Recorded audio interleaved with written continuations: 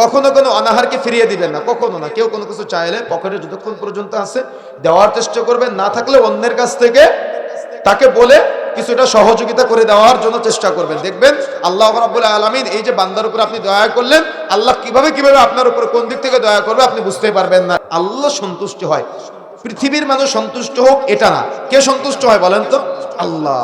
আল্লাহর সন্তুষ্টির জন্য বোন এমন কিছু কাজ করবেন। স্বামী বাড়িতে নাই কিন্তু ব্যারেলে একদম অল্প একটু চাউল আছে, আপনি বিসমিল্লাহ বলে, একটা ফকির এসেছে তাকে ফিরিয়ে না দিয়ে ওখান থেকে বিসমিল্লাহ বলে উঠিয়ে দেন, আল্লাহ বরকত দিয়ে ওই ব্যারেল পূর্ণ করে দিতে পারে। বিশ্বাস আছে? বিশ্বাস আছে?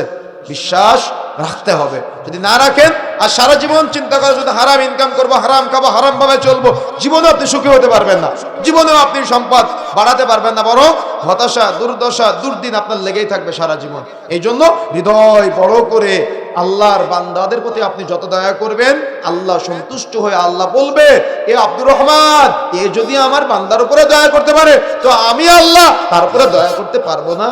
ওই অমুক আমার বান্দা, সে বান্দা হয়ে যদি বান্দার উপরে দয়া করতে পারে তো আমি তো রহমান, আমি তো রহিম, আমি কি দয়া করতে তার উপরে পারবো না? আমি তার উপরে দয়া করলাম। সুবহানাল্লাহ।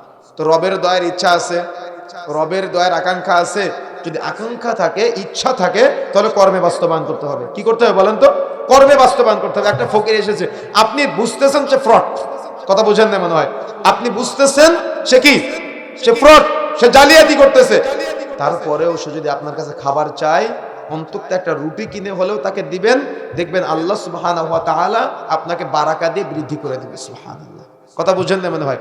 কখনো কোনো অনাহারকে ফিরিয়ে দিবেন না, কখনো না। কেউ কোনো কিছু চাইলে পকেটে যতক্ষণ পর্যন্ত আছে দেওয়ার চেষ্টা করবেন, না থাকলে অন্যের কাছ থেকে তাকে বলে কিছুটা সহযোগিতা করে দেওয়ার জন্য চেষ্টা করবেন। দেখবেন আল্লাহ রাব্বুল আলামিন এই যে বান্দার উপর আপনি দয়া করলেন, আল্লাহ কিভাবে আপনার উপর কোন দিক থেকে দয়া করবে আপনি বুঝতে পারবেন না ইনশাআল্লাহ।